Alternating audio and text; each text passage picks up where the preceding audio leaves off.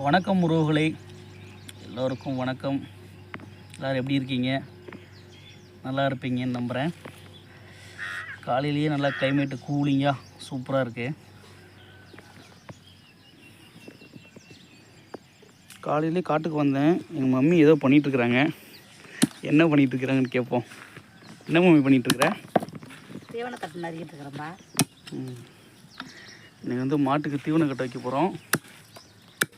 அதனால் இது எல்லாமே நறுக்கி கொண்டு போய் ஊன போகிறோம். எந்த இடத்துல ஊன போகிறோம்னா நான் காமிக்கிறேன். இது எங்களோட கிணறு. ஆழம் கம்மியாக தான் இருக்கும், அதே மாதிரி தண்ணியும் கம்மியாக தான் இருக்குது. வெயில் காலம் ஸ்டார்ட் ஆனதுனால கிணத்துல தண்ணி ஊற்று குறைஞ்சிருச்சு.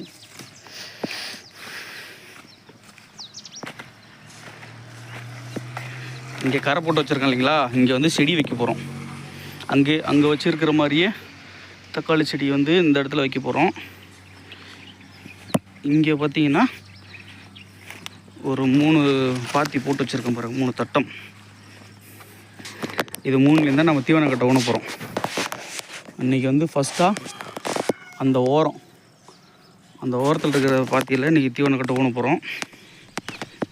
இங்கே பாருங்க, இங்கே இந்த ஓரத்தட்டில் தான் இப்போ ஊன போகிறோம். தண்ணி எடுத்துகிட்டு போகிறேன். இந்த செடி இது என்ன செடின்னு எத்தனை பேருக்கு தெரியும்? நல்லா பாருங்கள். இந்த செடிக்கு பேர் நொச்சி. உங்களுக்கு நொச்சி செடியோட பயன்கள் தெரிஞ்சதுன்னா எனக்கு கமெண்ட்டில் சொல்லுங்கள். நொச்சி செடி எதுக்கெல்லாம் பயன்படும், எதற்காக அதிகமாக வளர்ப்பாங்க, இந்த மாதிரி தகவல்கள் எதாவது தெரிஞ்சதுன்னா எனக்கும் சொல்லுங்கள், நானும் தெரிஞ்சுக்கிறேன். இப்போ என்ன பண்ண போகிறோம்னா, தண்ணி கம்மியாக இருக்கிறதுனால ஒரு பாத்தியாக தீவன கட்ட ஊன போகிறோம். அதனால் முதல் கட்டமாக இன்றைக்கி காலையில் இந்த தட்டத்தில் தண்ணி விட்டு நாங்கள் தீவன கட்ட ஊன போகிறோம். ப்ராசஸ் ஸ்டார்ட் பண்ண போகிறோம். தண்ணி எடுத்துகிட்டு போகிறேன்.